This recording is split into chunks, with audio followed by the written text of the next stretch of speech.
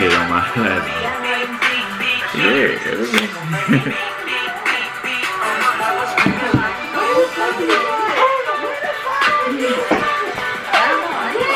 I'm not doing that, y'all. C-Rock in the building, what's good? What's good, homie?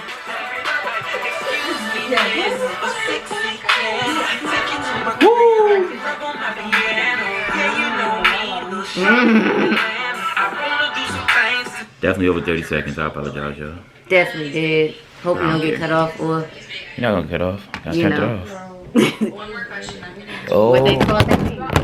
Oh, y'all, here he goes. Starting stuff. She about to fight me. Starting stuff. She been mad. She been mad at me for the last 2 hours because I was getting on her nerves. Yes, he has, y'all. He was doing face scrubs and I didn't want to really do it. So it's my fault, y'all. Did a whole I black apologize. mask and he starts wilding like. I apologize, Work y'all. on your skincare, baby. You gotta get that skincare right, honey. Oh, But- bring the camera to focus. There you go. Welcome back to the We Got Kids podcast. You see my face is a little shiny because she put some voodoo on my face. I don't know what the voodoo was, but Skincare, y'all. Skincare. He used that said skincare. TLC, that Rejuve, that, you know. I don't That's what he believe it. used. I don't believe in Rejuve. I only believe in Juve. You feel No, me? you used Juve. Rejuve and you used Infinity. Juve. That's what I believe in. We actually got a live audience, y'all. So if y'all I be hear in rocking. the background, it's a live audience. Dead serious. I'm not gonna say live audience. You know, I keep it real with y'all. It's family and friends in the house right now. Well, more family than I would say friends. So everybody in the crib is wild. So Y'all hear them, right? Who Y'all see- the fuck is the friends? the friends is the niggas that tight now. See, they make The money. friends is the niggas that's on the We Got. See that? I ain't gonna get ignorant today, y'all. Brother L in the building. What's going on, my brother? What's going on, my brother? I gotta send everybody to live too. I forgot some people can't get into the Hey, live. yo. Yeah, we forgot we gotta send. How you do? I gotta. I don't think you could do it on yours, but I could do it. I thought I could. Nah, I'm on Facebook, guys. I'm on the Facebook. I mean, they be kind of looking at Everybody. what it say on here. I'm on the Facebook, guys. Jamar got his whole hand blocking the whole camera. I had to block the camera for 2 seconds, yo. Now let's get back into the business. Rel in the building. What's going on, Rel? Hey, Rel. Shout out to the fam. Hey, Rel. We're gonna get started in a minute. I know y'all get tired of this. Every episode is 5 minutes of us just running around scrambling. It's cool though. That's what we like. Let's get it, fam. Ain't that? Shout out to Rel. Shout out to Rel, the homie. He's a funny guy. Alright, so You see what I waved at you? That's nasty. So we're gonna start off the podcast this week. We're not gonna start off with questions this week like we normally do. I've tended to put topics in so that everybody could get in here when the questions come. And you already know where we gonna start off. Everybody know where we're gonna start off because what has been talked about all week. Yo, what's good, brother and sis? How you doing? Nene Nene in the building. What's going on, Nene? Real quick. It's more than one Nene. Let's just put that out there. So, alright. Anyway, back to what I was about to say. This week's episode is dedicated to all the entrepreneurs out there that are marriage counselors with no type of... Man, this podcast is sponsored by Gatorade, Kool-Aid, Minute Maid, It's not about none of them niggas. Band-Aids. We're not getting paid by none of them niggas, so you need to cut that out. And please don't get AIDS. Is it not? Bro, we was the first one. Hold on. So Larry, before you even You start, might need to change the time. Maika does her at 9 o'clock. That's We have one. nothing to do with that, sir. We had this first. She does her every night, and we do ours every Sunday. So, And we try to support everybody. and I support her every night. I go on her joint every night. At least comment or I share it. So you know what I'm saying? Pretty much. Back And and forth. at the end of the day, you can always go on YouTube and check it out. Y'all can check us out on YouTube. We got Kids Podcast. As soon as you put it in. Get in the getaway. If you don't want to be a giveaway. if you don't want to be a part of our comment, and lives, subscribe. exactly. Be a part of the giveaway. We need to reach 1K in order to give it away. Y'all throwing me all off topic already because everybody feels the type of way today, huh? Like, Larry, you up here? Yeah, okay, your fault. Yeah, your fault. It's okay. Hey, girl, we always starting. He just come out of nowhere throwing left curveballs. We don't be on Facebook, so you Over can be. $100.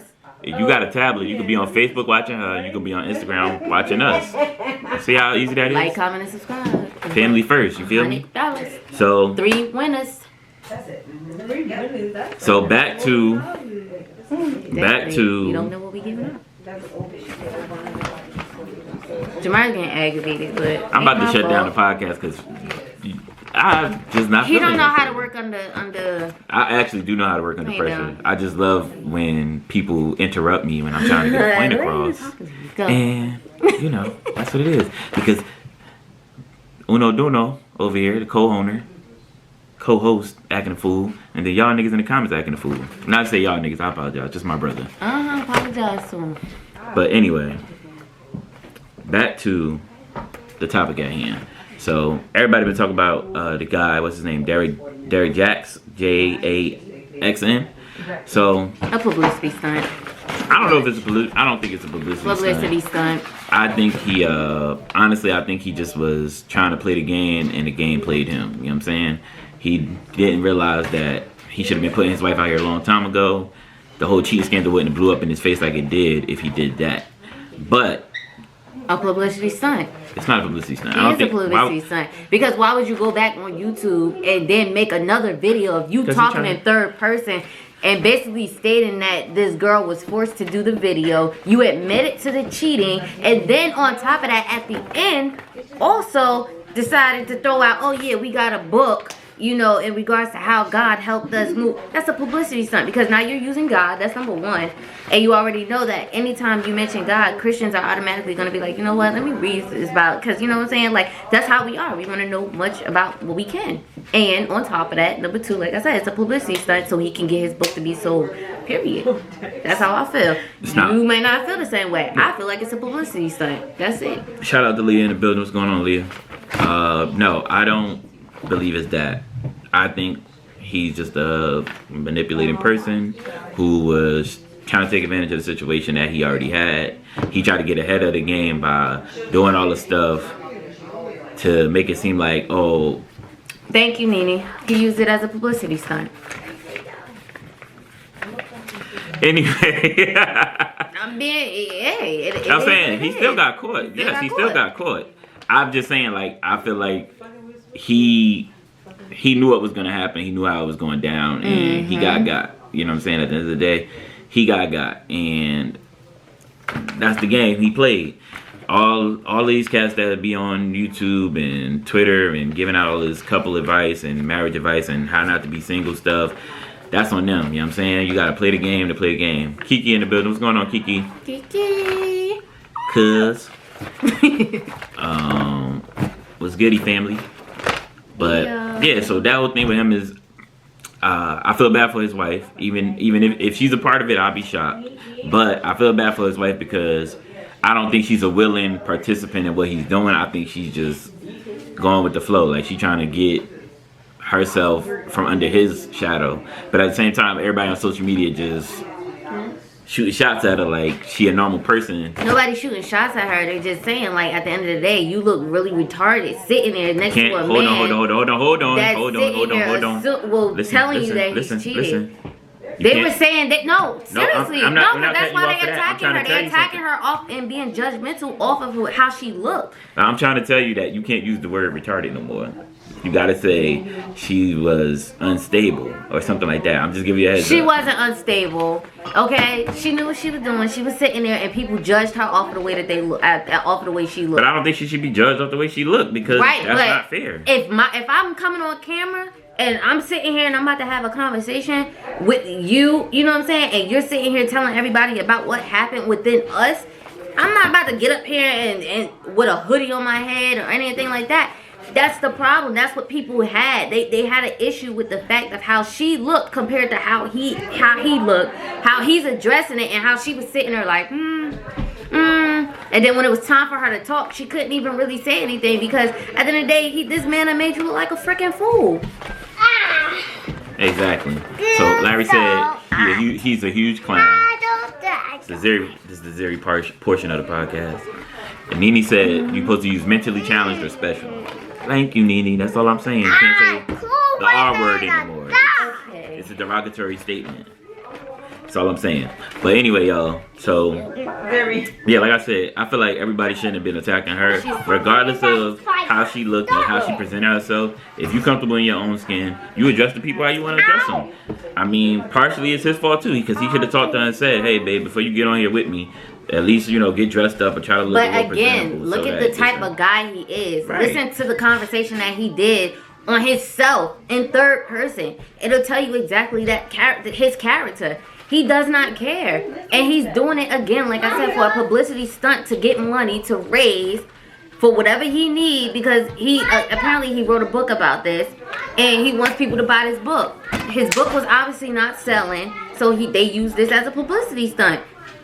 Period. As most YouTubers would, like they have clickbait. Yeah. You know what I'm saying? Like I done seen it multiple times, like a bunch of clickbait, but they use it because they know, like, oh, people are actually gonna click on because they gonna want to be nosy. That's everything. Like as of right now, people want to be nosy. They want to see what's going on. If we did something right now, like we're doing a podcast right now, right, and then we put on YouTube, podcast gets crazy. Ari starts beating up Jamar.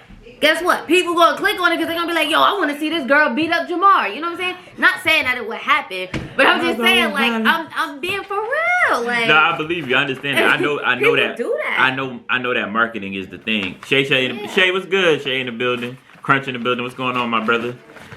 But yeah, so yeah, I mean, like I said, I know it's a marketing scheme. I know it's a little publicity stuff for him, but I also feel as though that social media plays a part in the blame game. Like whenever the victim comes out, we shame the victim, and it's like, how would you feel if you was in that situation? Like, let's not point the finger at her and say, oh, it's your fault your man cheating on you. How I would feel if I was in that situation? First I didn't of all, know. I didn't say you. I'm about to say, because me, number one, I don't tolerate it. I would have been gone. Like, I don't tolerate it. Once me and Jamar we had that conversation. Once you decide to go a little bit further and squeeze yourself in, guess what? There's no longer a us. Because at the end of the day, obviously, you want to insert it into a new something else. I don't want it that.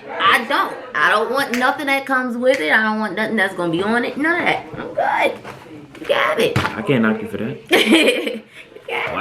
Wow. M. Dot in the building. Wow. M. Dot. He must not have nothing to do because he's on a I ain't see him in a Sunday. minute. What's going M. Dot is in the building. on? Excuse me.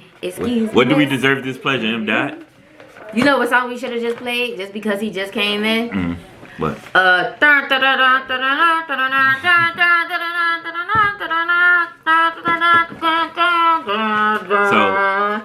So everybody who don't know, M. Dot is my cousin. Yes. He used to be on the podcast literally every week until we started changed up the presentation in a day. Then he disappeared for a while. He's hilarious, guys. Shout out to my cousin, though, man. Shout out to that guy. Another person of interest is Kevin Samuels, because now that all this was going on with Derek Jackson, or Jackson, I think it's Jackson, right? Jackson. Yeah, it's Derek Jackson. Everything that's been going on with him, a lot of fellas have been jumping on the boat with jumping on the boat to be a Kevin Samuels guy. You did not get locked up, brother. I have. Don't do that. Do not put that out there. I'm not gonna say I have evidence, but I know you was not locked up, so I'm gonna let you rock. You don't want that. Let's not put that out there in the universe, guys. Evidence is out there. That's all I'm gonna say. Yes. But yeah, so now everybody He hopping on. told Kiki, I mean, Nene said bye. So back. Now look So- at you. You see it? Look at them. Yeah, you see Daddy She acting a watching fool on us, you. y'all. So now, yeah, chicks and men and men and women have been hopping on the Kevin Samuels bandwagon super hard now that the guy Derek Jackson has been put out here. And yeah, I'm not a fan of Kevin Samuels. To me, I mean, he's more of a calculated risk kind of guy. And I say calculated risk because he rocks on the fact that he tries to use the fact that scientifics into what a relationship is. But free me, really, Market? Oh yeah, your brother's wildin', Kiki. But yeah, so you gonna back up so I can talk? Sure. Sit down so I can Kiki talk. gonna put him on blast. You better stop.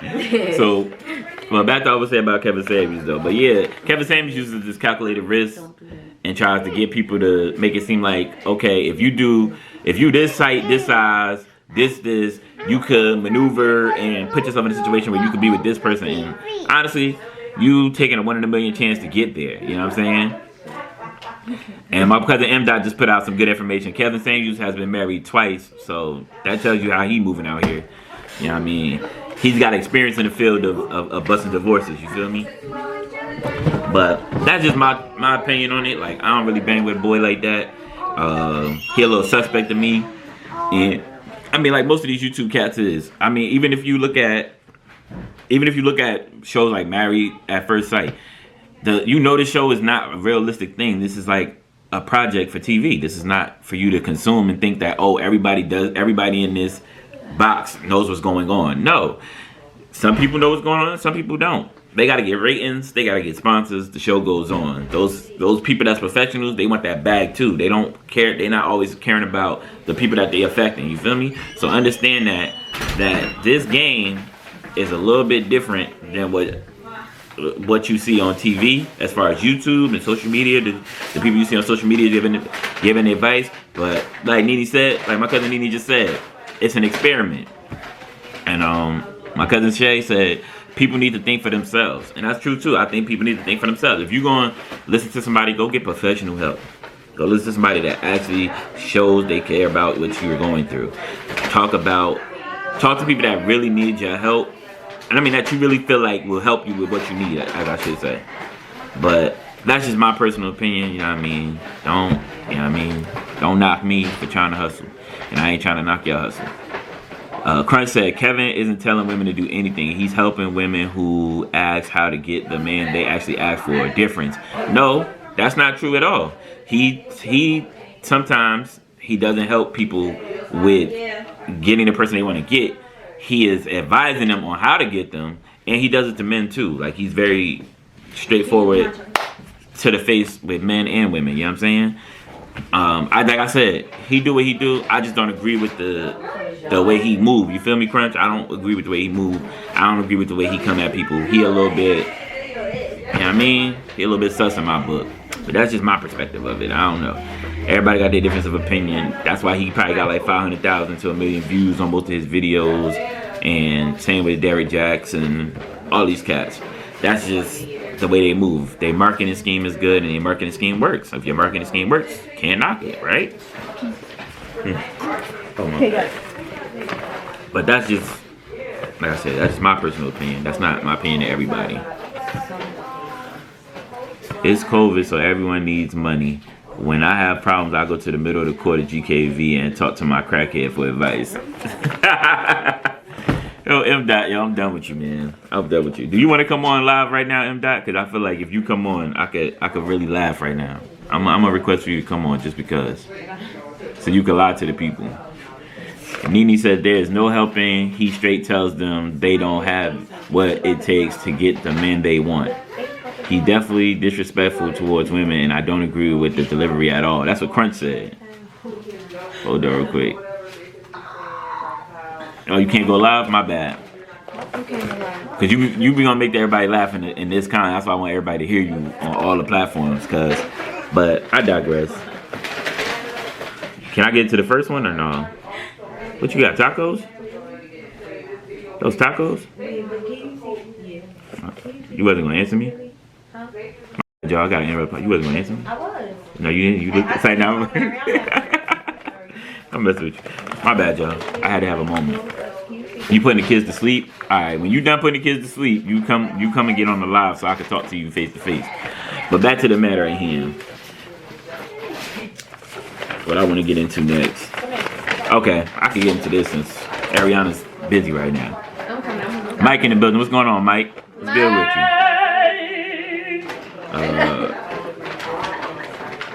So the next subject at hand is if nobody's seen it, Tammy, which is Waka Flocka's wife, and Zoe from Wild 'N Out, they got into a little exchange over social media about how Waka accepts his daughter, which is Tammy's daughter, not his legitimate daughter, but his daughter by marriage, and he's been with her mostly her whole life. Tammy and Zoe got into it over the fact that Waka says that he accepts his daughter's lifestyle. No, I never do tell anybody when I'm doing anything. What? Okay. They throwing me off, y'all. Anyway.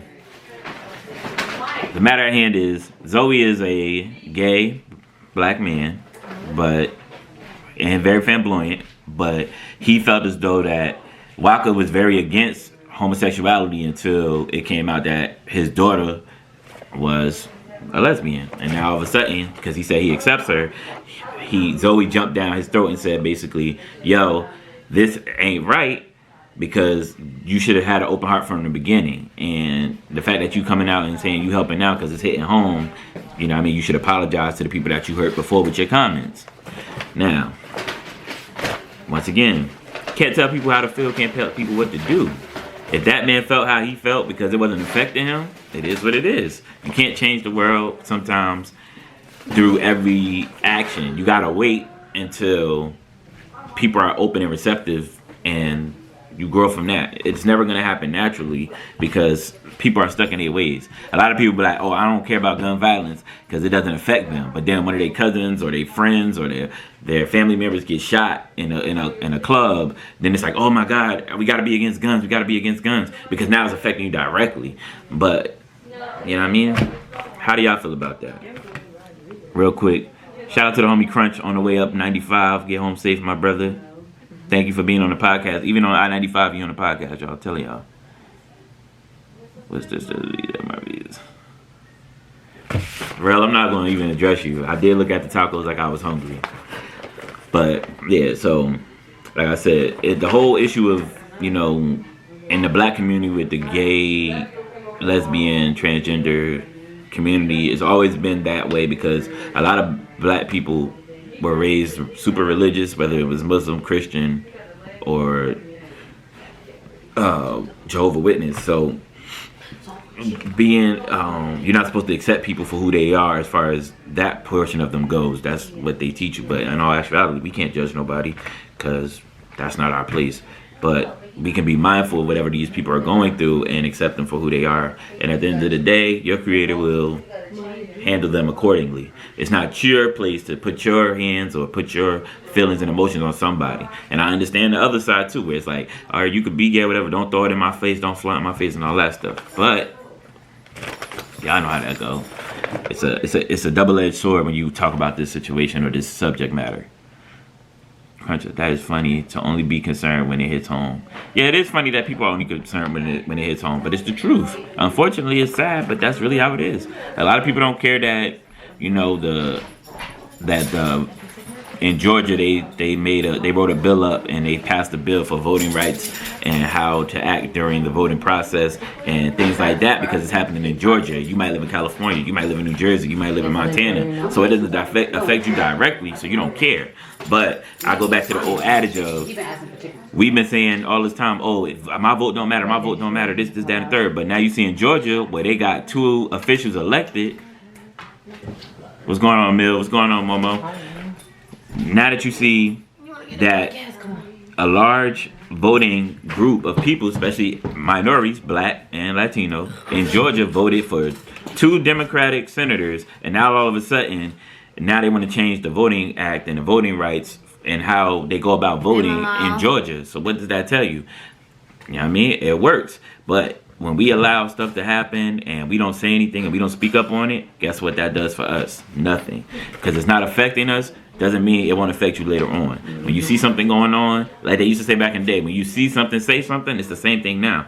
Somebody's going through something that you might not understand directly, but if you see it, say something. Or if they need your support, do your research and support them. What's the harm in supporting somebody when you do your research? I'm not saying that if you see me outside standing on the corner with a sign saying, "Oh, I need money, feed me," but you know I got 3 or 4 different devices to record a podcast, you're gonna look at me like, yo, like bro's juxing, he wilding. But if you see another man out there that you never met before in your life, he looks like he needs help, and he's out there with a sign like, yo, I just want to eat. And you go up to him and talk to him like, yo, how can I help you? He like, yo, man, you just give me a sandwich. I don't even need nothing else, bro. Hey, he telling you what it is. He keeping it real with you. He ain't asking you to go give him the money. He gonna go get it himself. He ain't telling you, oh, I need this and I need that, or oh, can you get me a job? He just asked you for one simple favor. But we overlook the favors because we want to be judgmental at the same time. It don't work like that. So let's get into the first question now that Ariana's back. I'm back, guys. Had to feed my baby. First question of the night is, do you feel like your time is wasted when you go to vent to the person and then their problems end up venting their problems to you? So basically, you go to your friend house, your homegirl, your auntie, your mama, whoever, and you go to, get some ish off your chest. And then they end up saying like, hold on, before you tell me that, let me tell you what happened today. Or let me tell you what happened during the week. And they start going off about their problems. And now you gotta sit there and listen to them vent. And by the time you're done, you like, yeah, I'm about to get up out of here. I don't even want to talk no more. How do you feel about that? I mean, it really don't bother me because everybody needs someone to vent to, and everybody needs an outlet. So I mean, if I'm coming to vent and then they got to vent as well, I mean, I'm gonna be a listening ear to that person. But as far as me getting mad that they're venting, I'm not gonna get upset because it's just like, you gotta vent too. And if I wasn't here, then who would you vent to? You'd be calling somebody as well. So it really doesn't bother me because it goes both ways. Especially if you're really like close friends. You calling each other best friends, sisters, whatever the case may be, brothers, homeboys, whatever. Like at the end of the day, you gotta always remember that you're not the only person on this earth that has issues. Other people have issues and things that are going on, and they need a person that they can talk to as well. And you just might be that listening ear. Exactly. So the question, I'm gonna repeat the question again because Sissy need to hear it. So, do you feel like if you can't vent without them do you feel like your time is wasted when you go to vent to someone and then they end up venting their own problems to you and they don't listen to your problems? So, I feel like my time is wasted, yes, but 1 second, Joe. I feel like my time is wasted, yes, but then again, it's like I don't know what somebody else is going through as well. You know what I'm saying? So I'm dumping my problems on you, but you're already going through something on your own. So it's like when you vent to me, it's not really I could be like, oh my god, you really waste my time. I'll vent to you, you could tell me something, and then when you vent to me, I'll give you advice. Or if you cut me off and start venting about your own problems, I'm gonna give you advice, but then I'm gonna alright, since you know what I'm saying, I helped you out. Now you gotta help me out, because this is what I came here for. I ain't come to just, you know what I'm saying, I ain't come to just hear what you gotta say. Right. So we can have a conversation, but I do be feeling like my time wasted. Definitely. And not really. I understand that. That's a good point. So Nene said, sorry. Miss Nene said, I'm guilty of that, I think. Crunch says, seems a bit selfish if you can't vent without them needing to vent.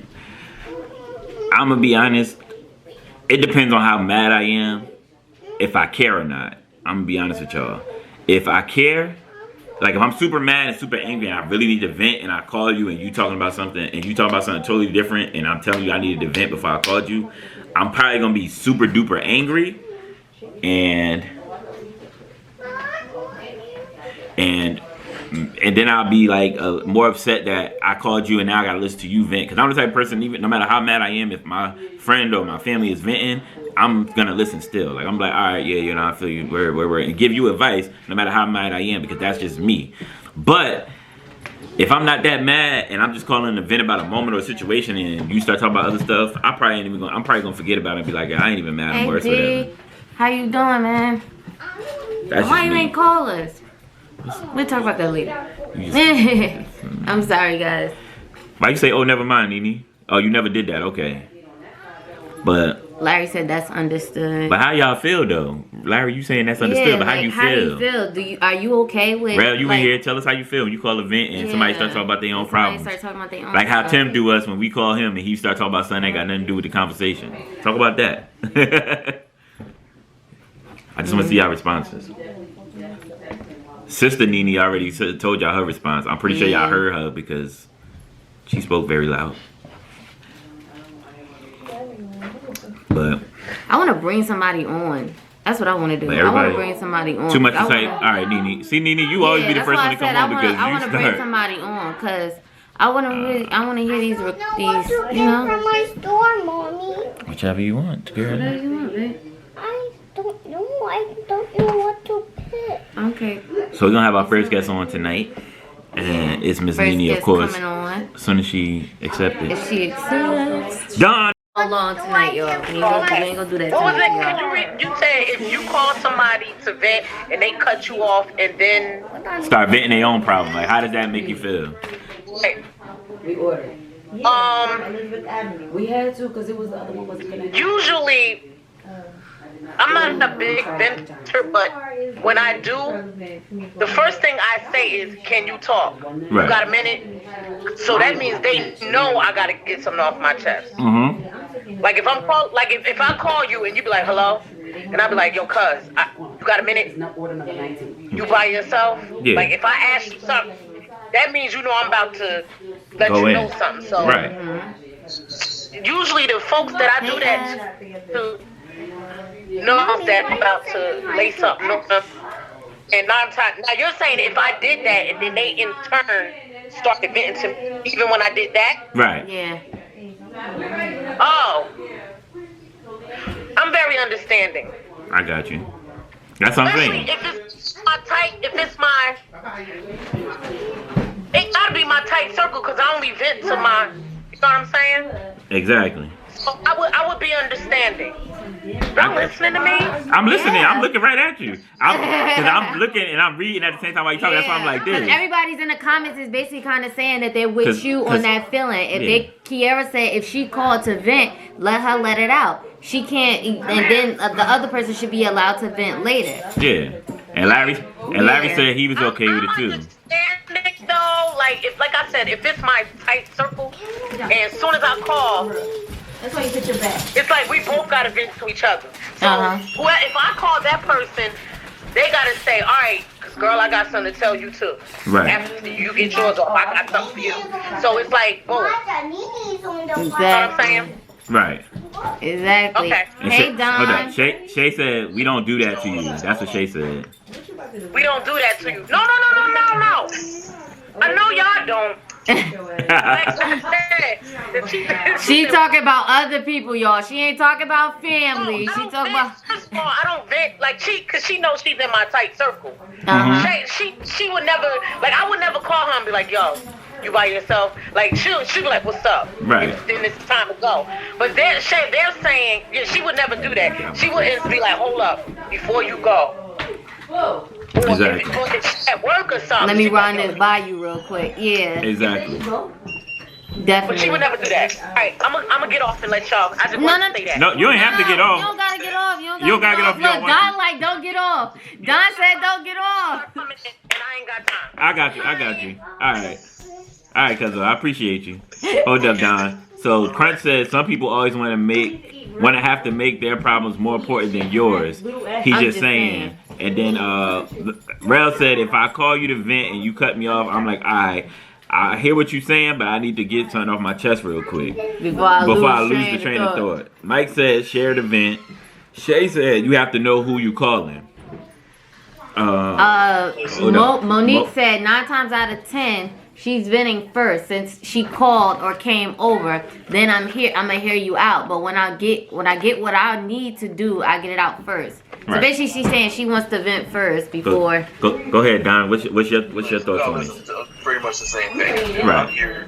If I call you because I need to get something off my chest, I'm not here to listen to you first. Right. I gotta get mine out first. Mm-hmm. Now, obviously, if you want to start off with small talk, hey, how you doing, blah blah blah, all that stuff, that's good. But I need to talk to you. Like, let this out first. I'm not gonna be hearing anything you saying because I got something already stored and ready to shoot at you. So Exactly. that's kind of how it goes. It's not gonna be it's gonna be a bit rough. Obviously, it's not gonna destroy the friendship or anything. It shouldn't Right. be that. It shouldn't be that serious, but I feel it may cause a little confusion, a little barrier in communication for a minute or two. Nothing too crazy though. Definitely. Exactly. I feel you. Definitely. I feel you. Rel just- Rel said his circle is small, so he don't call too many people to vent. That's the thing too. I think it is too. You gotta, What is this? you gotta know your circle. You gotta know who you Yeah. calling. Because if you just call anybody, they're not gonna listen to you. Nah. If And you- let me just put this out to y'all right now. Everybody does not deserve to be in your front row. Meaning, everybody does not need to know your information, because you never know what that person is going to do with that information. If they're going to turn it to use it for your good, or if they're going to turn it and use it towards your bad. You never know what that person is going to do. So just a little hint that I just wanted to throw out there to y'all. Never, ever, ever feel comfortable to allow somebody to sit in your front row that you know don't belong there. yeah, sometimes you gotta watch where you Some people have to learn. You gotta the hard wash them hands. watch where you as they say. Yeah. Got that from Don. Watch where you man. It's all good in the hood. Like Exactly. you said, some people gotta learn that the hard way. Sometimes you have like a soul connection to people, Mhm. people that you think are, people who think that act like you're in your corner, act like they, down 100% think they not. Yeah. Not. Sometimes Everybody's you gotta not. You gotta cut the people off, no matter how much it hurts to feel. But if you know they're not Exactly. right for you, you gotta let them go. You gotta kill Yeah. them. Like That's what it is. like my homie Rel just said, he only talked to me and another friend of ours named Tim, and that's the truth. Like, so it's not that many people I call to really vent to, because I know that half of the people they gonna tell me they not listening, and the other half is like, yo, I'm good, I got this, or they not really, you know what I mean? They focus is more on trying to be a problem solver than just hearing me vent. Like, yo, but look, before you finish, let me take. I'm like, bro. I'm not calling you for you to fix my problem. I'm calling you because I need to go off right now. I'm on 10. I just need to explode and let this go. So, everybody different though. You know what I'm saying? Everybody needs an outlet. That's You know, true. it's nothing, and we're not saying that there's anything wrong with venting or who you're venting to. We're just saying that make sure when you're venting that whoever is having that issue as well and they may need to vent to you, just be a little bit more, understanding, a little bit more flexible, because you never know what that person might do. I really feel bad because, like, I actually witnessed some things that I felt like I could have stopped. You know what I'm saying? Like, because I had a close connection with this person. You know, this person has always lived by us. And, you know, just to hear about what happened, it was just like, dang, yo, this could have easily could have been prevented if only somebody would have let this boy vent, let him talk. All of this could have stopped. You know what I'm saying? Like, none of this could have happened. Like, so the person that I'm basically talking about committed suicide. And the only reason why they committed suicide because they felt like every time they went to a person and wanted to talk to a person, nobody was hearing that person out. They weren't listening. They always gave, oh, well, you not doing this and you not doing that. And it's not even about that. This person is venting to you because obviously they have an issue that they cannot put out to anybody else. So they felt comfortable enough to come to you. So I just want y'all to really take it to heart, because I lost a friend of mine, like a childhood friend of mine. You know, and Jamar was around. Jamar met him and everything. But the fact that I lost him to something that I felt like I could have prevented just by saying, yo, what's going on? Come sit down and talk to me. You know what I'm saying? Like, because I don't care what happened. You know what I'm saying? I'm going to be that open ear. I'm not going to be judgmental. I'm not going to sit around here and pinpoint little things. No, I'm going to let you say what you got to say. And then I'm going to tell you the right. Because I'm going to agree with you on what I felt was right. But then I'm going to also give you the other hand of it too. Like, hey, look at it as this. You know what I'm saying? Like, don't ever count yourself out. I will never ever give anybody negative, you know, advice if you ever come to me. But I do want y'all to be a little bit more open to speak to people and allow people to know if you are dealing with something mentally, a crisis, whatever the case may be. Do not be afraid to talk to anybody. Have that conversation, because it can definitely be avoided, and there is help out here, you know. So I'm done with that. I don't want to get emotional about it, you know. That was my boy, you know. I'm working on a piece recently. The most important words you can say to someone is, "How you doing? You all right? It's good." Mm-hmm. It's not always about what you can get from somebody. It's what you can give. What you can give. You can provide. And sometimes you can only provide a listening ear. That's all they need. Go right ahead and do it. It's the best thing for a lot of people. I'm sorry to hear about your friend, but that is what most people need, just to listen and hear. Yep. That's just and what especially during this time, because a lot of people are not used to being locked in a house or having to go through certain situations now just because of a virus. You know what I'm saying? That we really don't know what is going on. Like, we don't know how to cure it. You know what I'm saying? Like, look how quick this vaccine has came out. You know what I'm saying? And it's a little creepy to me. Being a nurse wise, it's a little creepy to me. That's why I haven't even gotten it yet, because I need the full knowledge. I need to know everything about this. They don't even have all the symptoms. They don't even have, because it's other things that can happen. You know what I'm saying? With the chemicals that's in it. So I'm not saying don't get it, but just make sure y'all do y'all research. I tell everybody that whoever's getting it, when they come to me and tell me that they're getting it, just do your research and do exactly, what you need to do. And that's that. And I'm not going to speak on it because anything I say will be used against me in a court of law. And the views and opinions of Jamar did not reflect Ariana or the We Got Kids podcast. You know what I'm saying? Yeah, just think, y'all. That's all I'm telling y'all. Yeah. Because if I go off on a tangent, Y'all, give me 1 second. I just got a message that I need to handle real quick. Give me 1 second, y'all. Yeah, I mean, so that's just me. You know what I'm saying? Don know how I'll go off on a tangent quick and be like, "Hey, man, let me tell y'all something." And we'll be here for 45 minutes about the circles and the wheels and how they go round and round. So, yeah, we gonna skip to the next question, everybody. We gonna skip to the next question. But nah, before we skip to the next question, though, I do, like Ariana said, when we speak on this, we do speak from experience of losing friends and family members. I have 2 homies that's younger than me, but I love them like little brothers. That's my boy Rel and that's my boy Drew. They like little brothers to me. So I know their anger and I know where they go with their anger. Like, I know the levels of their anger, and I know for a fact that if I don't answer the phone, that I gotta call them right back, because it's a split-second decision from him just going, one of them going, okay, the homie ain't answer, it's all good, to, nah, that nobody want to talk, I'm about to go handle this. You know what I'm saying? And when you got people like that, you know what I mean, that you could be there for, you got to call them like, hey, man, what's going on, bro? I'm here, what's up? You mad? Talk to me. I'd rather hear you curse for 45 minutes to an hour and be mad than you go out and really beat somebody up because they got an issue with you and they talking crazy to you. Because people talk crazy and think, once again, y'all remember this old adage from way back when we was doing the podcast in the beginning. You can say whatever you want.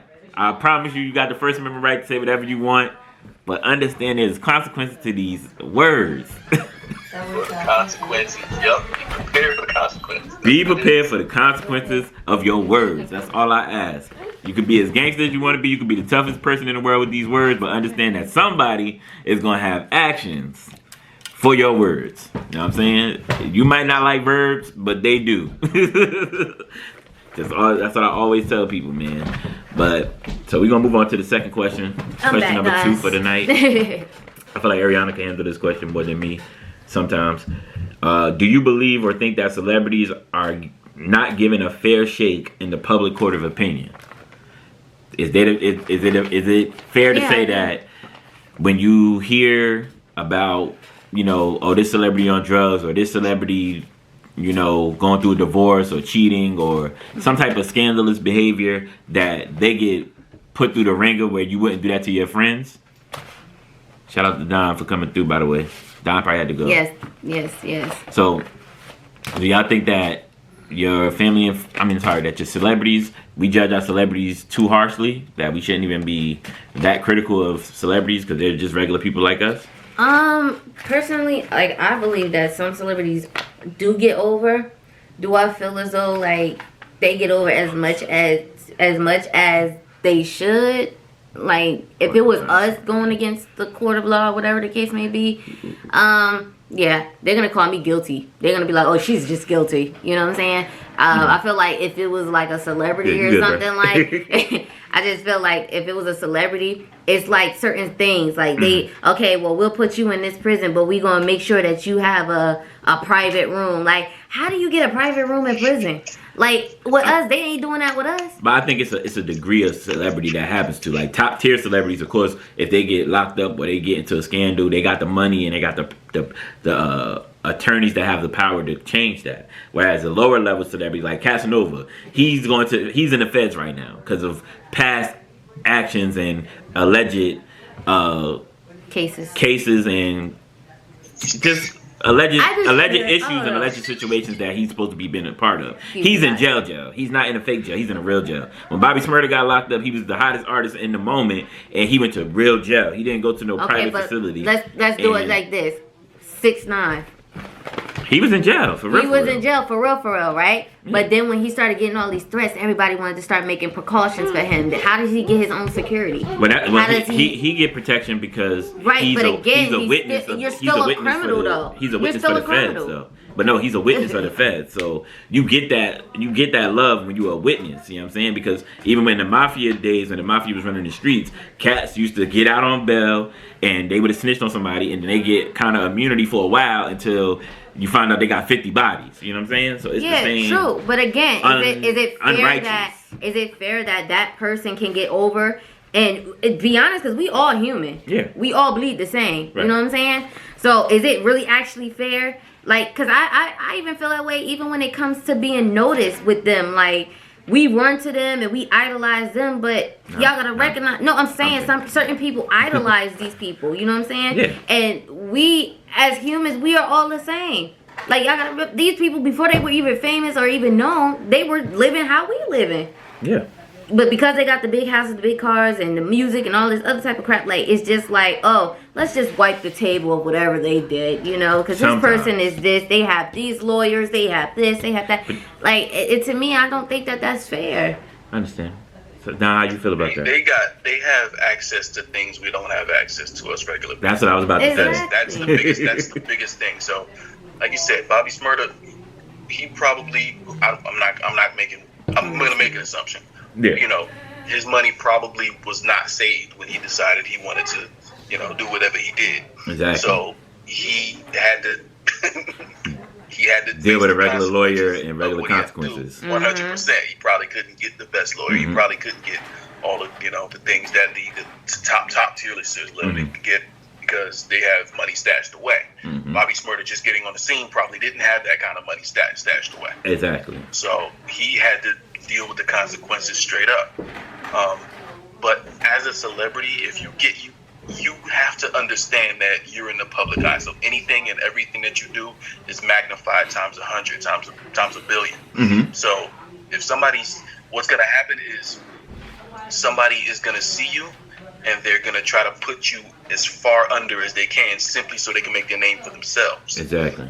That's what the defense is trying to do. The defense is like, I put the celebrity in jail. Exactly. And then there's, you know, the other side is like, hey, he's a celebrity. He can get away with these things. So, you know, there's always two sides. And depending on what lawyer you have and how much money you have, you're either going to get really hit really hard or you're not going to get hit at all. You get a slap on the wrist because that's how money works. Exactly. Because, I mean, look at Mendici. And I would use him as an example because Mendici has money. You know what I'm saying? But look at what he still had to go through, like, and that shook him because he's like, yo, I didn't realize that I would have to actually go through this, you know what I'm saying? Like, and that they would really take me away from my family for this long. But they basically, and to me personally, I feel like they used him as a public example to show, like, yo, we don't really care about y'all celebrities anymore, you know what I'm saying? But we gonna show y'all what we actually can really do. I mean, you know what I'm saying? For me, it's legitimate. For me, it's legitimate. I don't think so. I don't think so because that man got, you know. But my thing is, I don't really care for the celebrity of people. You know what I'm saying? Like, I might look up to an athlete as far as like if I see LeBron James, I'm not one of those people that's like, oh my, it's LeBron. I'm gonna be like, oh, it's Bron. This nigga Bron in here. Oh, check out Bron. I've never been that person to be amazed by celebrity. So that's just me. I can't put that on everybody else, but that's just me. So when they get locked up and stuff like that, you see it. It's just like when rich people get locked up. Like my cousin Shay says. Shay commented and said money. It's the truth. I know cats, like it's this movie called First Time Felon. Way back in the day, Omar Epps was in it. My man, I forgot his name, but he played Pinky and Friday. He was in it. He always played good criminal characters. And in the movie, he like the big time drug dealer, and Omar Epps and his mans is like his little homies. He told them when he first got them on the block and they started getting money, he said, "Yo, save y'all money for the rainy days." And they was like, "Yeah, whatever." They all flashing jewelry. He got money. He got the clothes, but he got more money stacked. He ain't walking around with 1,000 pounds of jewelry. Then all three of them get locked up at the same time. He out the same day. And they're like, oh, what's going on? He's like, I got a lawyer. what's up with y'all? I told y'all to save y'all money for a rainy day. This is a rainy day. Now they sitting in the cell looking like, yo, what the heck? Now Omar Epps' character goes to jail for 6 months to a year. He comes home. His man been home for probably 9 months because he was only in the county for 3 months because he snitched. So now you got 3 different scenarios. You either got the money and you got the money to make access with that lawyer, or 2, you snitch and you get out because they show you love. Or 3, you do the whole bid, you come home, and now you're on probation. That's the only 3 scenarios you get from it. Or, but matter of fact, the 4 scenarios, stay out the street and out of trouble, and you don't have to worry about no jail, court, or none of that.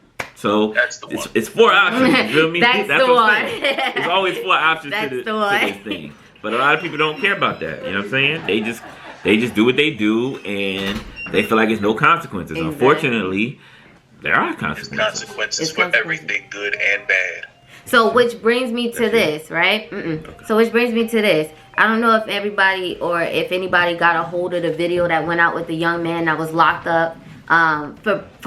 He pled guilty, only just because of the fact that that's what his lawyers had told him to do. Even though he did not commit this crime, even though he, you know what I'm saying, we really don't know. But based off of hearing his voice, it sounds truth. You know what I'm saying? Like, you had this man locked up since he was 17 years old. This man is now 36 years old. What life does he have now? Because now he doesn't even know, like, when he comes out, of how to even move. And it's like he's going to have to learn how to work in society again. Exactly. So my thing is, like, with that, it's like, I wanted to know if y'all seen that video. How do y'all really feel about that? Like, did y'all feel any sympathy? Because be honest with you, when I heard it, it made me want to cry. This man is taken away from his kids. He has a son and a daughter, you know?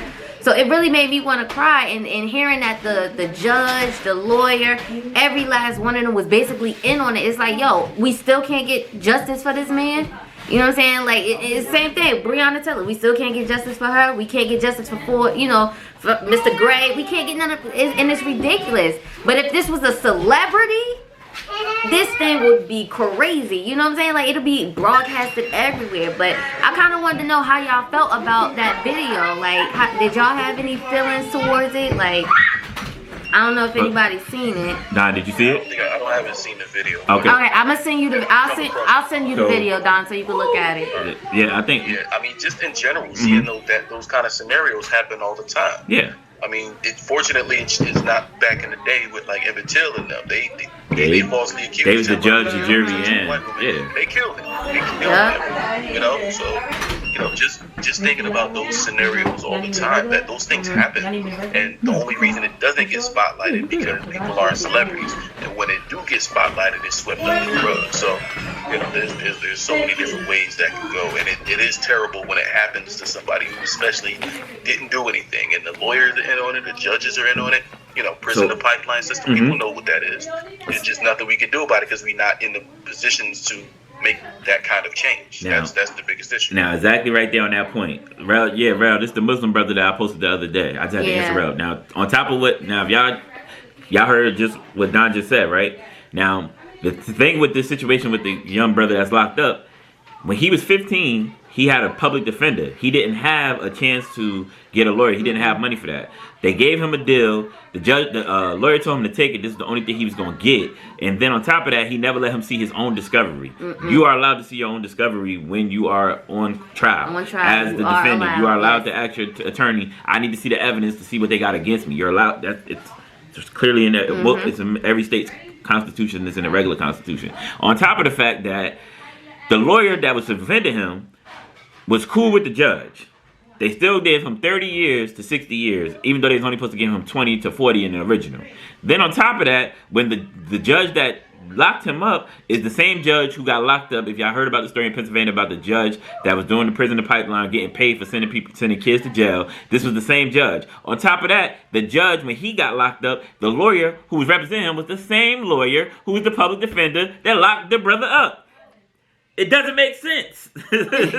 How are you allowed to do this? No. You was a public defender, and now you go in the defense of a judge who was locking people up. Bruh, we got to do an investigation on all the Exactly. cases that you defended with this judge. Because now it makes sense why these people went to jail. people are Whether they locked were up. guilty or not, we don't know. Because now there's a plausible theory that this your man's, and you were just helping them get some money, and you might have been in on them get money scheme too. Exactly. Right or wrong? Exactly. That's not a conspiracy, y'all. I don't know if y'all know That's not a it, conspiracy. but every time any one of us get locked up, guess what? The courts get paid, the judge get paid, the Even when you go to the regular, cops get paid. even when you go to traffic court. Yep, same they get difference. paid. They Everybody get paid. gets paid except you. They get It don't matter paid. if you don't. It don't even at this point. It don't even matter if you get charged or not. You get that $33 to $50 court fee. Yep, you get the court fee somewhere. regardless, whether it's okay or not. Whether the ticket is this, that. Oh well, you don't gotta pay the ticket, but you gotta pay the court fee. And don't sleep on them street sweeping tickets either, or them other tickets Yeah, if you as don't pay well. those, Because if you don't pay they'll those, put a warrant honey, out for you. you will get a warrant. And guess what? They have money because they're gonna bring you to court. They're gonna want you to plead guilty, and then once you plead guilty, they're still gonna want you to pay the ticket. They might. And you gotta pay the bond out. And you have to pay the bond out. So now you're basically paying. Like every time one of us get locked up, we have to pay. And it's crazy. And let me just tell y'all, for everybody who's watching this, if you are not black, this ain't just black people. not This just is blacks. poor people. Not just poor people blacks. in general. Poor people in general. Lower class, middle class people. We're not talking about just black people. So don't, if you white on here, if you Spanish by any means, don't take this lightly. Don't It's take it. a million cases you could go look up on CBS.com, CNN.com. You could Google it. You will see in whatever state you in. They do the same thing all over the country because it doesn't matter about the color of your skin sometimes. Yes, it's more predicated and leaned towards black and brown people, but best believe if you poor and you white, we gonna lock you up too. Because we don't trust y'all either. It's all the same thing. It's not a conspiracy theory. I have to say that before y'all try to block we me don't on want to try to YouTube think. or Yeah, Instagram. Instagram. This is the truth. Yeah, it's the truth. And we gonna put it out And there. It's no plausible truth. It's the truth. It's factual evidence that I just gave y'all. All this is, you can look it up. If you go to, you type in the PA judge case, you can see the court lawyer, and you'll see the same name that the young man mentioned in the video. I promise you, I'm not lying. Yep. So it's crazy because like just thinking about like everything in general, it's like, yo, nobody has a fair chance out here. You know what I'm saying? Like none of us are exempt. Exactly. But I told Jamar I wanted to talk about this and just vent about it because I dealt with some crazy mess this week. Yeah, when you was like, babe, just vent it. Because I was saying how people are just not grateful. He's aggy. He aggy. I'm sorry, I had to break the seriousness. No, for a second. I really just want to say this though. It may be a little bit off topic, but I do have to say this. Go ahead. I told Jamar this week. I really now understand when people say white privilege and and also other things. You know what I'm saying? Because it's not always us. And that's what they try to make it seem like. It's always us. And it's not. We seen that clearly when the stuff happened at the White House. When, you know what I'm saying, they barged in. How can you even allow that to happen? Because if it was us, we would definitely not even have made it past that gate. Okay? Like, we would have been graffiti on the wall. Okay? Like, blood spatter graffiti on the wall. You know what I'm saying? So Asia, what's up, Asia? Sorry. So this week, I actually, had a video call with a guy, and he was trying to tell me basically like, yeah, I had a conversation with the doctor, and she told me to come on this day. So I'm like, that's impossible for you to have a conversation with a doctor when I know for a fact in HIPAA doctors don't communicate via over the phone with any patient. They don't even give you a diagnosis over the phone. They won't even do that because it's a violation of HIPAA, and he was basically really trying to, and he got to the point. So I'm gonna just say the guy was, Caucasian, and he got to the point where he literally on the video told me to shut the F up and to call the doctor and verify. So I said, okay, cool. You want me to call the doctor and verify after you just talked to me that way? Sure, no problem. Mind you, we are in a situation here. We all are in a pandemic, okay? Nobody's excluded out of this pandemic. So we all know a lot has changed. So I did my job, you know, went to the doctor.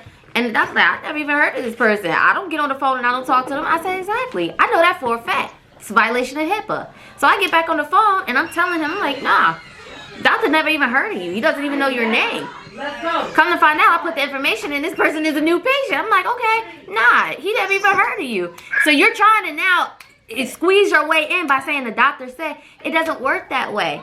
So he got upset, started cursing me out. I said, you know what, sir? I'm just going to end this video right here. I pray to God that you get better, and I hope everything is well with you and your family. Click. And the optimum. And it's not even that I wasn't being caring. I wasn't being compassionate, because that's what we're taught, to be compassionate, to be caring.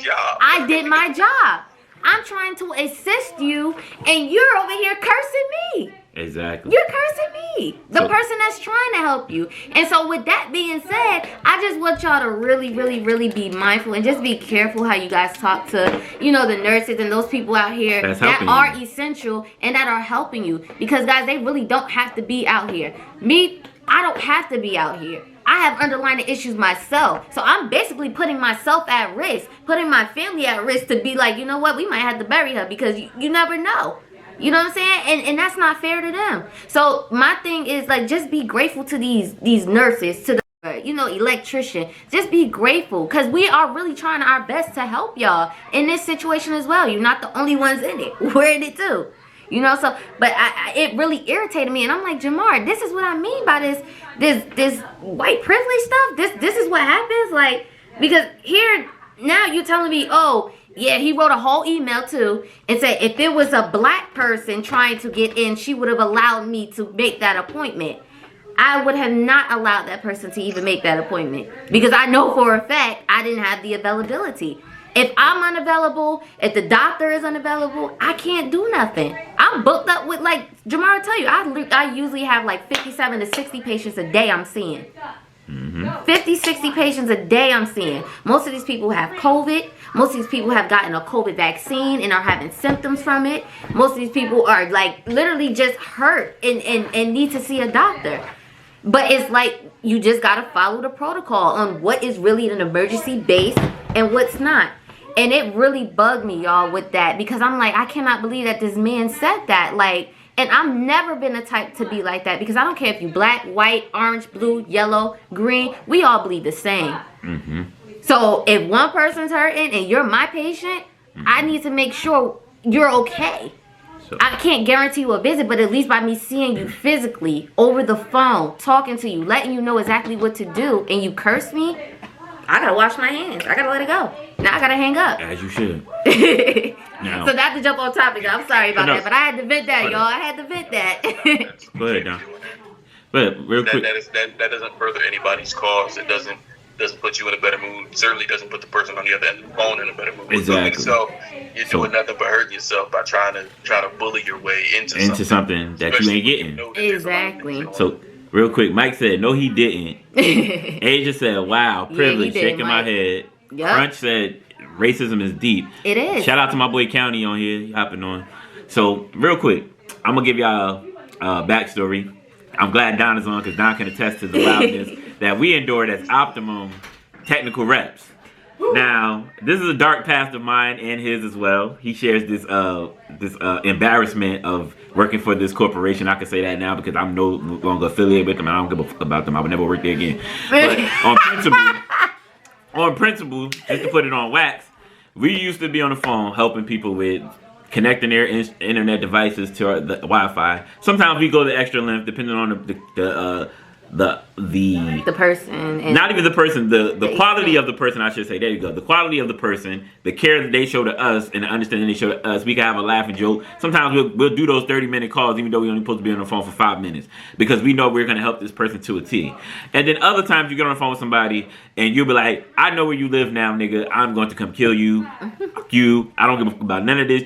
I'll die right now for this, nigga, because you talking mad crazy, son. I'm with whatever, son. I'm with whatever, B. So, yeah, Rel knows the story. I told him before, too.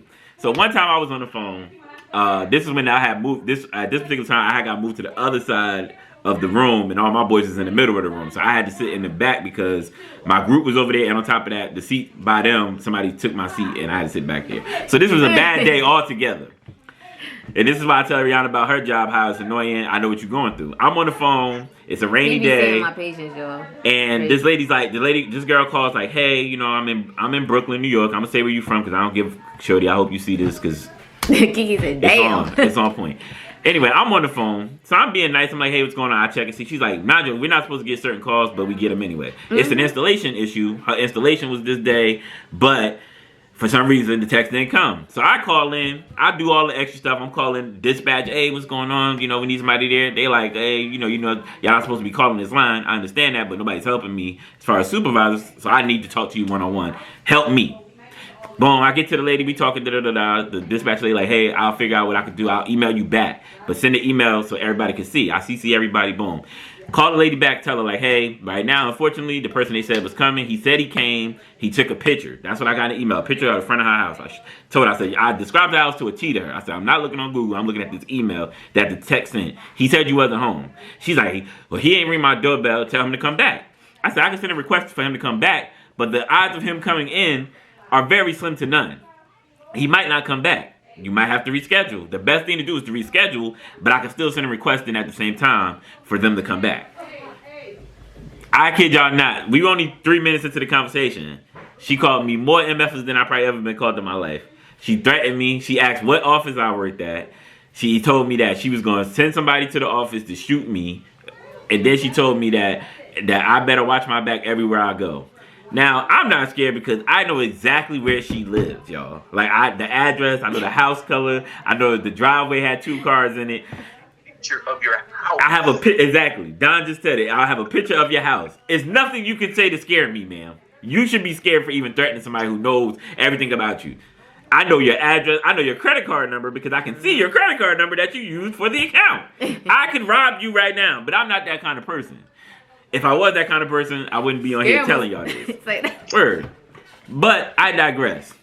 I specifically waited till she was done cursing me out because usually after you warn somebody twice, you can hang up. But me always being a nice guy, I always try to give people the benefit of the doubt. So after she done cursed me out in a while. That in comment. Exactly. After she done cursed me out for like a good 5 minutes, I stopped her and said, ma'am, now, I understand you frustrated. You don't understand a mother effing thing. Okay, case in point. If I don't know what you're going through, I'm trying to help you. Why are you mad at me? Well, give me to somebody who you know can help me. I said, anybody you talk to the way you talking now, they're going to hang up on you. I promise you that. She said, no, the F they ain't got no choice but to deal with me. Okay, so we had a lead 2 line. Lead 2s was trash. And y'all niggas, if y'all follow me, super trash. We knew more than them niggas knew in the system. That's the bad part about it. We knew the back door of the system, and we was only in the system for like a year. They were in the system for 5-10 years and didn't know what the fuck they was doing. So I digress on that part. But, and Don, like I said, Don is not in his head. For everybody who can't see, he's not in his head because he's telling you the same thing I'm telling you. No, trust me. People had to start sending people to me because the lead 2s were so trash. Exactly. That's how bad it was. I was there for less than a year. The only reason, this is one of the funniest things. The only reason why we aren't there anymore, one, they closed the department now. But before this, we all knew that this was a trash job. No matter how much you paid me, I don't want to do this because this is trash. You're not helping anybody. You make it worse. And you put it all on us and the onus on us to help y'all make money. And y'all not paying us enough to make y'all money. Y'all. They must have told y'all it's the quantity and the quality of your call, huh? More, yeah. It was yeah. That's what it is. It's more quantity. Quantity calls over quality. And the thing was, they would tell us, "Oh, you can't hang up on people." Well, if you curse me out, I'm hanging up on you. I don't got time for that. I'm not doing all that back and forth with you. You did know we could bounce the modems, right? Oh yeah. Oh, but this particular one, she called from the cell phone, so I just banged on her because this was happening. I called the lead line. Lead gets on. It's one of them leads that I always used to get. So he got a problem. He's like, why you always on the lead line? I'm like, because y'all niggas is the niggas that we gotta escalate it to. Well, what's the problem? This is an installation issue. It's not my issue, bro. This is on y'all niggas. Y'all shouldn't have diverted the calls to me. I don't have nothing to do with this. Oh, whatever. So he's mad. So I stay on the phone, even though we supposed to hang up. I stayed on the phone. He gets on the phone. Well, she cursing him out. He's like, ma'am, I can't help you if you're gonna talk to me like this. She cursing him out, y'all. I mean, everything she said to me, she basically said to him. He just hung up the call. He ain't even won. He just hung up. Made the whole cursing click. So now she probably done called back and got somebody else at this point. And I was like, hey, that's her business, not mine. But that's the travesty of working in customer service, in any form of customer service, whether it's healthcare or anything. Yes, people don't care when they on that phone. They talk. Service, guys. They talk really that talk. They ready for whatever you with, even though they don't understand that. You know, they whole information. You know, their social security number, everything. That's the stupidest thing you can ever do. I just had to make that clear. Sometimes you gotta accidentally shut off a person's account completely and have them call back. Shut off an account. See how they feel right quick. That's what you gotta do. We shut off accounts Turn everything before. off just to see what happens. I took a write-up for shutting somebody's account off. I didn't even care. I did not care. I took that write-up on the chin. As soon as they put that write-up to me, like, yeah, they said you shut down the account. They said they never asked to shut down the account. I was like, well, that's what I was told. They went back and replayed the call, and they heard her talking and me not saying nothing. And they was like, so what was you doing this whole time? I was like, I'm shutting the account off. Why? Because she said she didn't want the account no more. I'm like, what you want me to do? Well, you supposed to send that to retention to let them give her a discount or something. I'm like, she told y'all on the call she didn't want a discount. So I helped her out and I shut it off. But you shut it off right then and there. She said she wanted it off. What do y'all want me to do?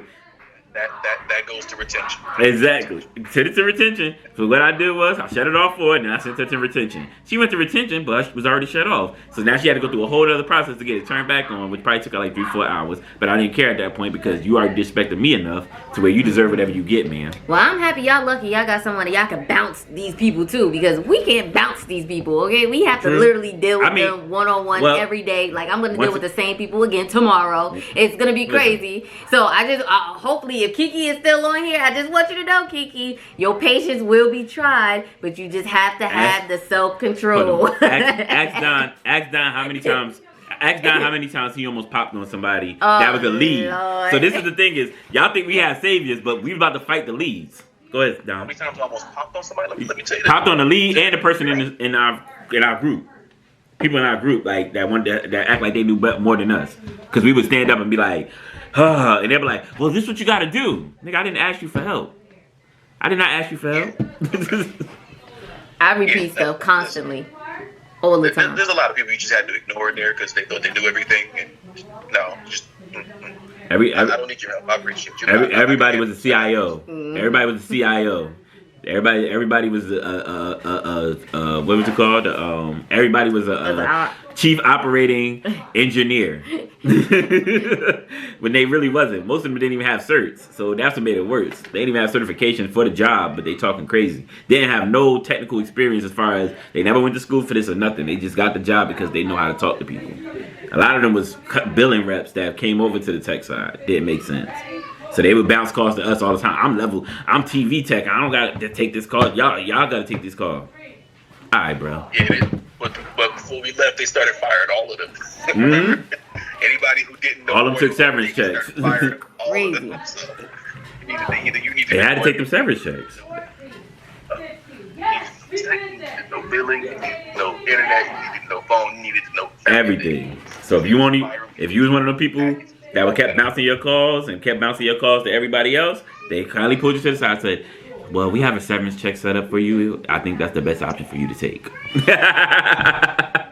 Hey, it beats dealing with these people. That's going to curse me out for no reason, because I ain't do nothing to them. I'm just trying to help.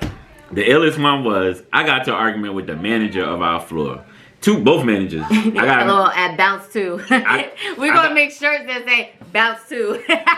I got into it with this guy named Joseph and the other guy, I can't remember his name. I think it was Issa or something like that. Issa or something. Isha or Issa, one or the other. Isan was the big time man. They both black guys in my job. They both black guys that wear Jordans, by the way. Don't think this is like we arguing with white guys or some. So I was supposed to go on vacation. I put my time in. It sound like him. Put my time in and everything. They approved my time. Then 2 weeks before I was supposed to go on vacation, they're going to say, yeah, we got to take that time back. I said, I have nothing to do with that.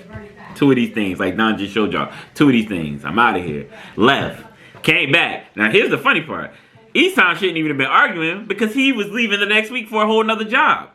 He was leaving the company and he wanted to have a fight. I'm bro, guess what? You're not gonna get me. He's like, well, you gotta sign this write-up. I was I don't have to sign anything, actually. I was if you want, I could call my lawyer in here since the HR department not in here where y'all doing this. I don't have a problem calling my lawyer because I got emails upon emails of y'all approving my and now y'all took it back. So I want to know because y'all upgraded the system ain't got to do with me. Yeah, bro, you wouldn't be able to work that field. You probably beat somebody up the first day. I promise you. It would have been a fight the first day. Ant, what's going on, Ant? But Don, would you like to tell a story of one of your moments that you had? Because I definitely remember you having a moment, and I don't want to speak on your behalf, my brother. I want you to speak your piece.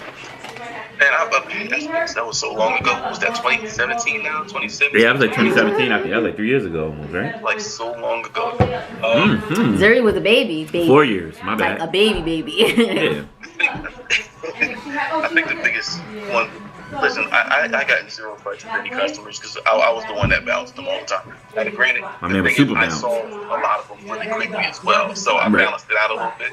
Anybody was pissing me off, they went immediately to retention or immediately to billing. I was not playing that game Exactly. with nobody. However, but I did fix a lot of problems really quickly. That was just me, so I was able to balance that.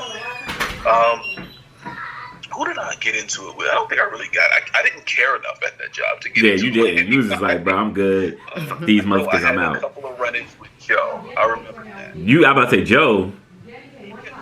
Joe. He was trying to pick on me, and I'm like, you can't pick on me because my numbers is good. You know, that's all that Exactly. matters. My numbers is good. I was the highest in attendance. What was it, adherence or whatever it's called? Yep. I was the highest in adherence in the entire building. You know what I'm saying?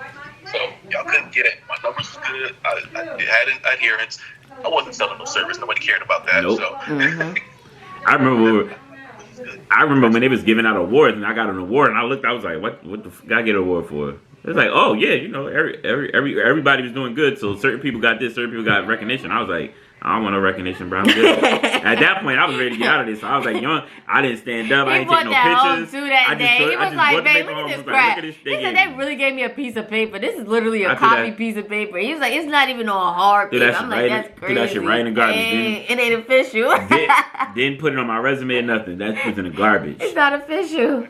I got all my awards like the first 3 months I was there. Y'all remember I was getting lunches and stuff. Yo, Don was getting all the lunches, yo. Don got all the free lunches. I ain't even gonna hold y'all. Don was the G. Don got all the free lunches for the first 3 months he was working, yo. How? Because Don was that nigga. Like Don knew what he was doing, and he didn't care. He expected me to do something. Yeah. I was a store manager. I know how to deal with people, so that's easy. It was selling. I would have been like, bro, my lunch. Selling and service and stuff into it. That's when I was like, I ain't worried about once they started making it mandatory, I was like, I'm out. And dealing with people, I was on top of it 100%.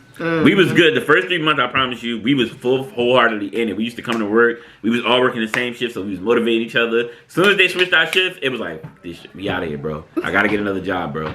Gotta get another job. That's the first thing we said, because it was no longer fun. We was working with people we didn't like. We was working with groups we didn't like. We was working with a group of people that didn't know what they was doing. Then you had the new people come in. They really didn't know what they was doing. Oh, God. It was bad, Joe. I don't deal with that. I think God. The only thing that we have to deal with is like the new nurses that do come in. Like if you were in a position like me right now, I'm a coordinator. So when certain things happen and like new updates come up or something like that I find out, I have to basically have a training with all those nurses via Zoom and let them know like the new things that's going on. And then like once we do that, like I just be like, all right, y'all can go, like y'all good. Like I don't be really off being on there too long because I know how it feel to be in that position. Like who wants to like, just like if you need a day off, I'm not about to get mad at you about needing a day off. We all need a day off. We work 24/7 around the clock all the time. Like we're tired, we're exhausted. I never had bags under my eyes till I started this film. Like I really like developed because you don't sleep. You're on call 24/7. We used to take shots at the job. Shout out to Rod. Rest in peace to the homie Oh Rod. my God. Shout out to my boy. They being illegal. He said he being illegal. You can't do that. Oh, But just Bob said, shout out. too much. Rest in peace to my boy Rod, man. For real.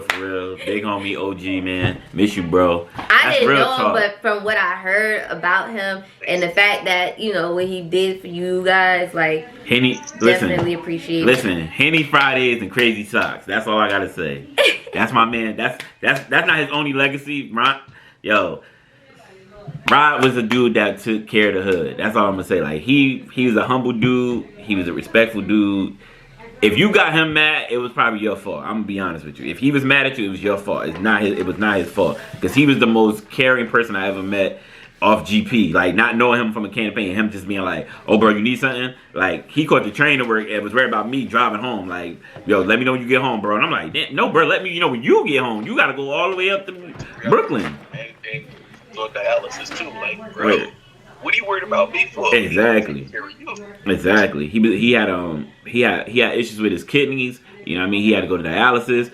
I remember I used to tell him like, bro, if you need a ride to work, nigga, I don't care if I'm at work. Call me. I got time to clock out, and I'll come get you from the dialysis because it was right down the street. Like I'll come get you from dialysis to get you to work on time. Don't stress that, bro. He was like, nah, bro. You know, he was always just a humble person, yo. He took everything on the chin, yo. Losing him, I ain't gonna hold y'all. It was hard. It was like losing a cousin or a brother almost because he was just like. He was a dope dude, and that was one of the only things I don't regret about that job is the friends that we made. You know, shout out to Sammy, Louie. You know what I mean? All the homies from 17, summer 17. Dang, Don, that's crazy. I didn't even get to meet you, and I was working in that building too. I don't even know if you know it. Because our schedules had changed at that time. Our schedules changed when she started working. For a minute. When she started working, I was on the opposite side though. I think you was working mornings and I was working nights at that time. Mm-hmm. Yeah. That's when she started working with us. Well, working in the building. I wasn't working with y'all. I was The working building. at another company, but I was inside of the same building. I was working for what is it called? All American. Hey, Micah.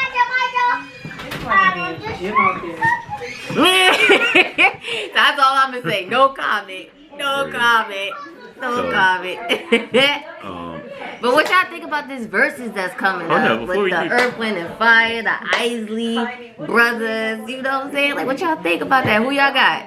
Who y'all waiting for these verses? Who the person y'all most interested in verses? Nobody? You done with the verses? That's Classics. You hear the classics. You only want to hear the classics? I feel you. Hear the classics. It sounds good. It's not like 70, like old people. You know, I want to hear them sound real good. Exactly. I ain't mad at that. Word. Hold up. So we gonna get to the last question real quick. So y'all, we gonna make it an early night. Yeah. The last. Y'all gotta work. We all gotta work tomorrow. Work. The last question of the night is: should you avoid the message? Should you avoid the message just because you don't like the messenger? Woo. One more time. So the question is: should you avoid the message because you dislike the messenger?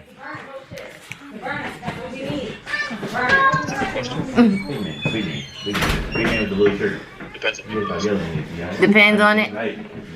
So should you avoid the messenger should you avoid the message if you don't like the messenger? Meaning like somebody say something about you, but the person that says something about you, they want to come like and tell you because you don't like that person, obviously. Come here. Like, should you avoid the messenger, or should you like because you don't like them, or should you want to hear what they have to say and then leave it at that? Depends on what it is. Even though messenger can tweak it whatever they want it to be. And my mommy's here. So should you avoid the message because you don't like the messenger? Or do you want to hear the message regardless of whatever disagreement you or you dislike you got towards that person? Disagree? Oh, your value. You kind of got to determine if the message is right for you. True. If you and the messenger aren't on good terms, then who knows what could have been done to that message. Somebody said, so I'm gonna read some of the comments that came in, and it says, nah, because the message can be something good or something bad, or keep you on point too about something. Nene said, if you don't mess with the messenger, then no, I don't want to hear it. Okay. And I agree with Nene. I don't. I agree with her. I don't agree with y'all. Because you don't know what that person may have intent. Just like we talked about, everybody don't need to be in your front row. Listen, man. You never know what that person's intent is. To hurt you, to harm you. You don't know. You're not interpreting it right what I'm saying. I'm going to listen to the message, but I'm also going to decipher the message. That's the key point of communication and listening. Okay. Because if the message is bad, you're gonna hear it. That's like me being like, yo, my front brakes is good, but my back brakes is trash. And Don be like, you ain't really gonna get into no accident. When do you ever use your back brakes? He might not know nothing about cars, and he just saying that. And I'm just listening to him like, yeah, yo, whatever, like that sound about right. And then I sit in the car and be like, nigga, your whole car uses both in front and back brakes. What you talking about? You know what I'm saying? Now I look dumb because I listened to the information the wrong way. I just took it and ran with it instead of listening to it like, that don't sound right. But, real quick, point for 2 seconds. This is Niara. Shout out to Nito. That's little sis. That's Ariana's little sister. Had to say that for the YouTube because she got into the YouTube camera too.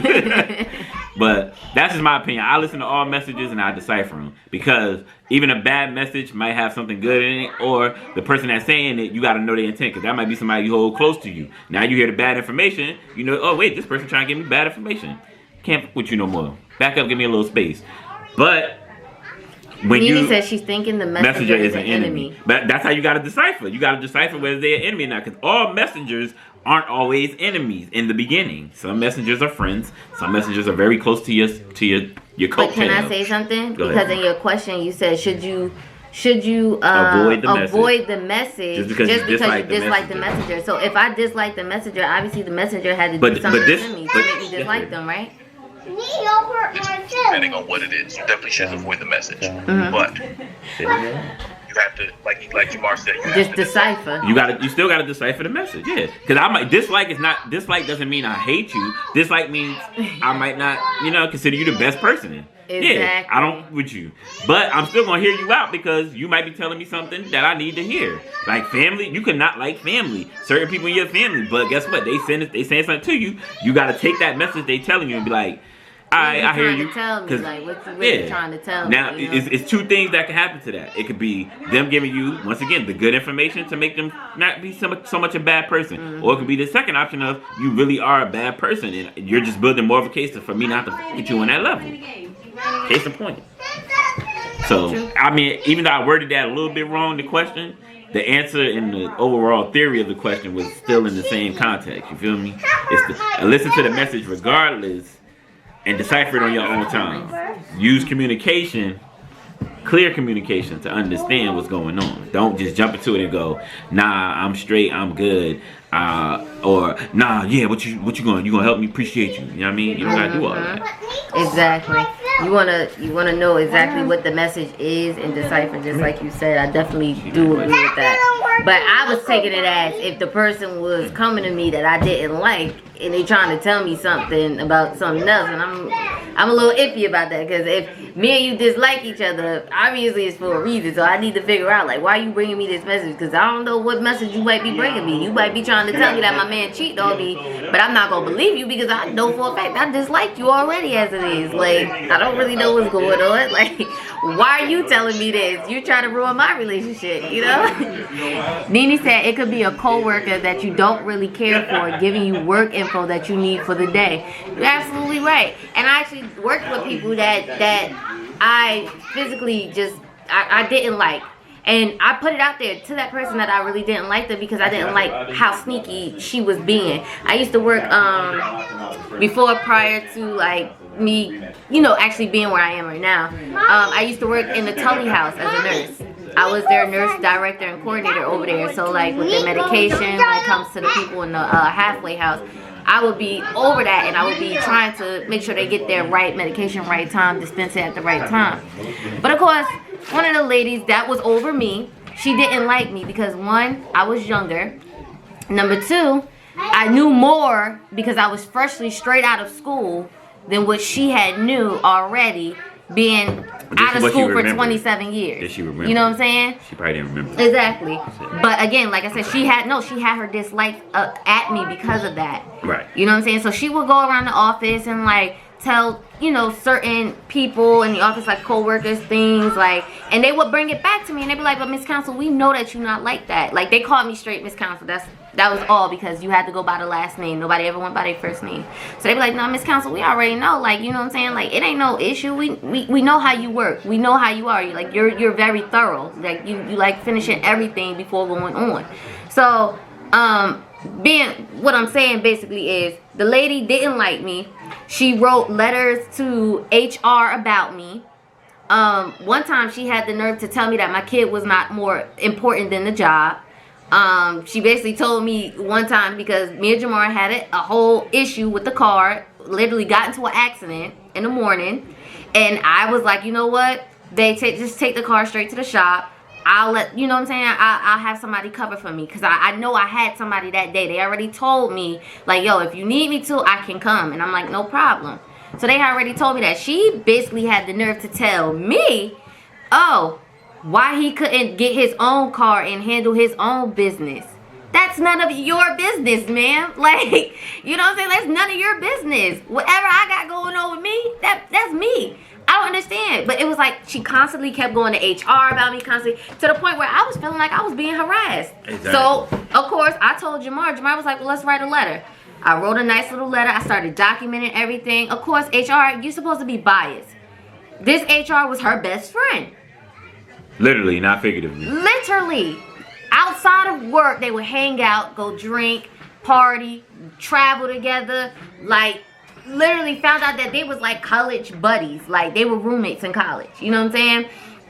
So, basically, with all of that being said, I had no fair justice. And then I had a union because I was in a union. And even the union, the person that was supposed to be basically, you know, coach for me in the meeting, he never even said anything. Never opened up his mouth. Mind you, I have all this documentation. Everything's been documented, signed off, stamped, everything. They didn't want to hear none of that. None of that. And it was to the point where she was getting to the point like very, very petty and watching the time that I would come to work. And she'd be like, oh, you're supposed to be to work at 8:30. Why are you clocking in at 8 o'clock? And I'm like, well, I'm clocking in at 8 o'clock. Get your stuff together and then start handling your business by 8:30. You should be on your first person by 8:30. Exactly. She didn't want to hear that. So then when I started clocking in at 8:30, because I'm like, well, you told me not to clock in at 8:30. I'll clock in at 8:30 for you. Being a fair employee. She goes, no, you're not supposed to clock in at 8:30. It says here that you're clocking at 8:30. It's this point, you know, it was just so much. And I'm like, yo, I can't no more. Like, at this point, I'm done. Then it got worse when I started discovering that they were holding people in there that should have never been in there that long. This facility is closed down. Just let you guys know. It is closed down, so I really don't care. But they were holding people in there that should have been home with their families. You know what I'm saying? And when I made that discovery, they had an issue with it. And they were like, no, you're digging too deep. You're doing too much. They wanted to have a meeting with me. And I put it out there like, y'all are wrong for this. It's not right. You can't do this. They decided to let me go that day. Then FedExed me a letter and was like, oh, yeah, we chose not to come back and bring you back. We decided to move on and have someone else come in to work. Fine with me. Wash my hands, because guess what? Now that facility ain't no longer there. Don't play with God's child. Two of them Don't play with God's child, honey. Don't nobody have time for that.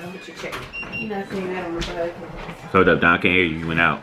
I'm saying if y'all doing stuff the right way, y'all ain't got nothing to be worried about. Exactly. But because I started noticing it and seeing everything that was going on, because I'm looking at files and I'm like, hold up.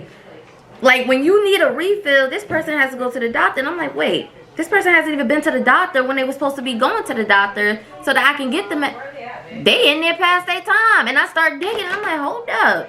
They been supposed to been out. So when I bought it, they got scared. They're like, oh, she know too much. Time to get her out of here. Like, she digging. You know what I'm saying? She digging. She know too much. She time to go. So I ain't mind it because it opened up another opportunity for me. A better opportunity. So, hey. It is what it is. Nene said no, that's what God's child. Nene said it could be a coworker that you really don't care for giving you work info that you need for the day. And that's true too. The thumbs down. Thumbs down for the people. Thumbs down in a disagreement for whack trash people that instead of using their energy for the positive, they choose to be negative. And then that light, you know how we do, y'all. Two of them things. Have it. So, man. Appreciate Don for coming through this week, man. My boy Don holding it down. Listen, follow Don Krypton on Instagram. Every Friday, it gets real. Y'all want to rap? Real. Y'all want to rap? Y'all want to sing? Y'all want to spit some poems? Hit up that. Hit that. Yup. Hit that follow button right there. Don Krypton right up top. Right up top. On the gram. Also encourage this man to get on here one of these days. Yes. We're not talking about me right now. We're trying to promote you, my brother. Don't do that. Let's not be ignorant, my brother. We love each other. Check out my boy on Everlou Culture every Friday night hosting. Yes. Giving y'all that spiritual freedom to open your palates and have a good time. Whether you want to listen, whether you want to perform, come on. Hey, it's dope every week. It's new people every week. Is my man hosting. Don do his damn thing. Don't get it twisted. And he the 4-time champ on Poets Playground. How can y'all not see this? What y'all want? Ah! What y'all want? Yeah. Give it to him. He giving the people what they want. He giving the people what they want, man. So check out my boy Don Krypton. Appreciate my boy coming through this week. Yes. Shout out to my cousin Nene for stepping in too. Always. Shout out Follow her too, y'all. Follow Nene. She do her thing Saturday nights. Every Saturday night she on there wild, and we was on there last night. Don was in the comments with That's me. why we pooped, y'all. We pooped Word. today. Shout out to Crunch. Shout out to Rel. Shout out to L. Yes, if you Shout ain't out all go the cop homies. his book, if you did not go cop Mr. James Rock. Clark's book, make sure you cop that book. It's called My Butterfly. Very good book. James Interesting. Rodman, author James Rodman on Instagram. Follow him as well, or just go to his link and check out the book, and you can follow him after, whatever you choose to do. But we appreciate Wait, y'all. one more person we also got to shout out. Mr. Michael Pratt himself. I am Shout out to Michael Mike, Pratt. Big Make sure Mike. you go and follow him. I am Michael Pratt. Hey. Get on that TLC gang. Y'all see y'all face glistening, right? We we growing, out here, right? you know what I'm saying? We That's using that what we Infinity. We using that Rejuve. You know what I'm saying? I'm That letting it superfood flourish, for my your brother. face, Letting you it know what I'm flourish. saying? You know what I'm saying? Shout out to my Make sure cousin. y'all follow him. Shout out to all my cousins that's on the live right now. I appreciate y'all for coming through. I know y'all Yes, support, all the support my family, other cousin everybody on, that came on on here Facebook. today. Shout out to Lil Sis, Niara, aka Nito, for stepping in. Y'all already know what it is, man. We appreciate y'all. Love y'all. Love y'all. Full for the win. Full. Gang, we out. See y'all later, man. Love y'all. Where's your cup, Zoom?